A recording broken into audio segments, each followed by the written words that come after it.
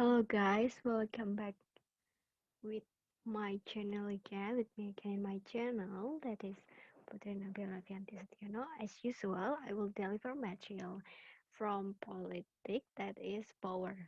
Okay, this week is power. First of all, thanks to my Almighty God, Allah, that has given me chance to our opportunity to record this material. And then I will say thank you to my lecturer Sir Gusti Bagus Dharma Agastia that has given me material nicely that I can understand easily. So without further ado, we go to the material that is power. Power is basically one of the central things to understand political system. We learn how to distribute, manage, and control power. My lecturer, Sir Agus, has asked to us, if you are God, what will you do or what you want to change? And we asked so many things, and my lecturer answered that God has God has omnipotent power. So God has omnipotent. Omnipotent is capability to do anything. God is one and only that has omnipotent. So what is power? Politics is essentially the study of power. Power, however, is an abstract concept, but we tend just to know what it is. For example, in a family, you obey your parents, so that's your parents' power. You can't see it, but you feel it, you obey to it. And then the second analogy, that is a person who really has big body and gun, and the other person is man who named or has title as cybersecurity. So who is the exactly has the power? So that the means of abstract in power. Then power is relational and never statistic. Power works between two or more people. We can say we are the powerful one when we are the only one in the room. We need other people to compare with. So power is relative to one another. And the second, one person is always less powerful than the other. There is hierarchy of power. There are equal power, high power, and less power. And then number three, the difference doesn't always have to be cycle.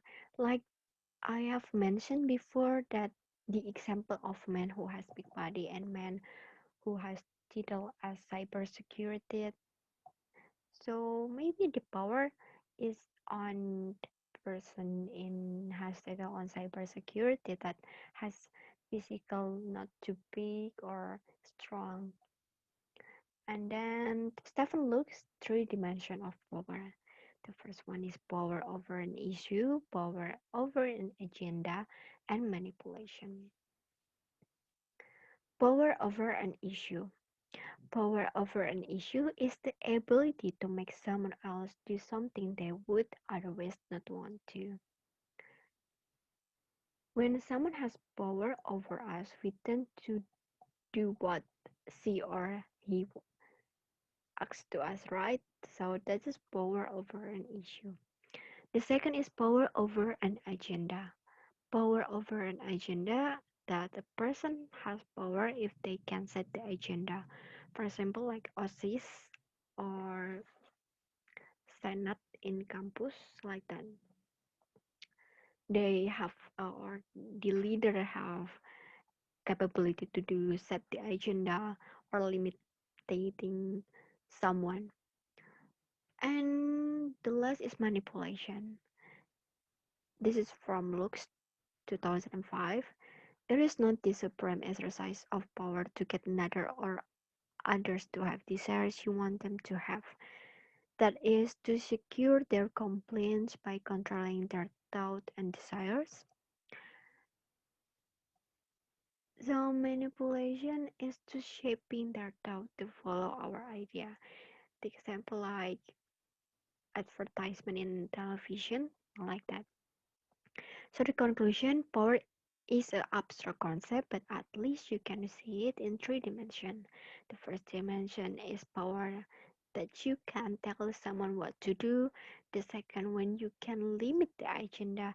And the last is manipulation, to shaping their thought to follow our idea. So you might be wondering what this power comes from. Basically, there are six sources of power. The first one is strength. When someone has more power in psychology than us, that is strength power. And then the second is money.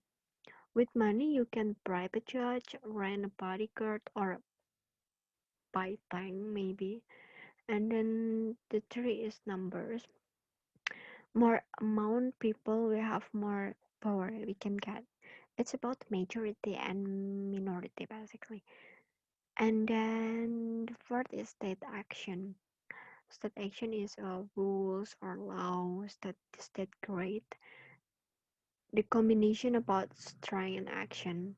It is like state action is like law or rules that nation has created. And the norms. Norms is to have power, but it's difficult to see it directly. Like religion, each religion has their own each norm. You are expected to obey the norm, but the sanction is social punishment. It's different with state action. It is like a low punishment, right? But in this norm, it is social punishment. And then ideas. When we have number included, if there are number of power with same idea, it will gain more powerful. Example like feminists or anarchists like that.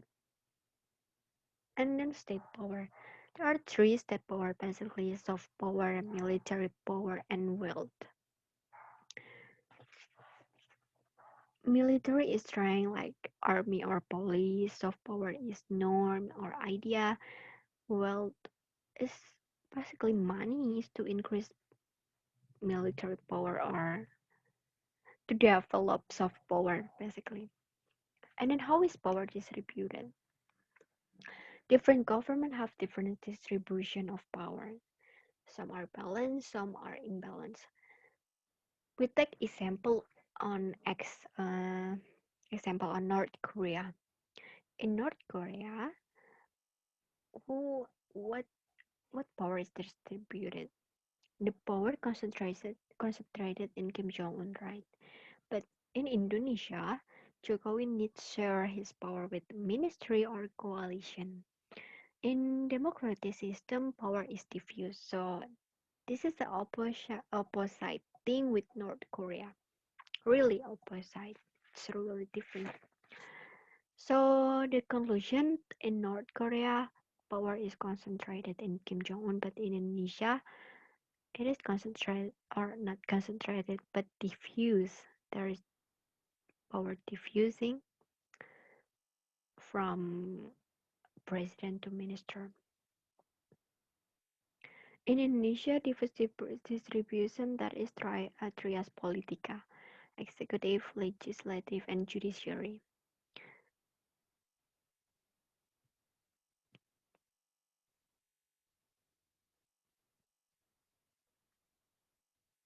Okay, we gonna talk about government and people. There are two models basically, the drip down model and bottom up model.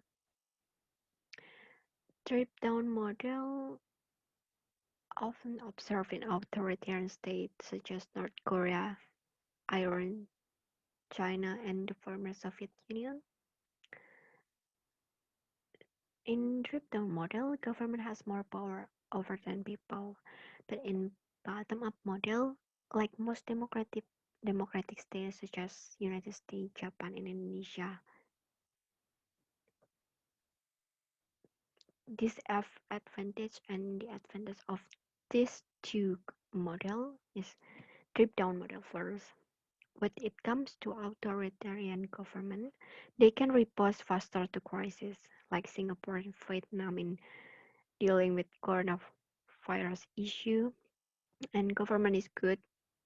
If government is good, and functioning. They can direct the cases more better than bottom-up model government. But when government is bad, for example, corruption, they will corrupt themselves. For example, the Soviet Union. The government can actually collapse.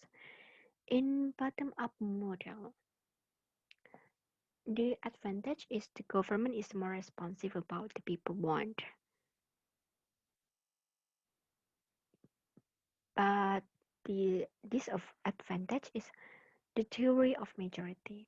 The government tend to follow the citizen voice. The citizen can take power from the government. For example, the revolutionary. It is good actually, revolutionary, but the disadvantage is when it comes to tyranny of majority, I think. And then we gonna talk about elites and egalitarian. Elites. Elites is when you believe that only people with proper capabilities should be trusted with power.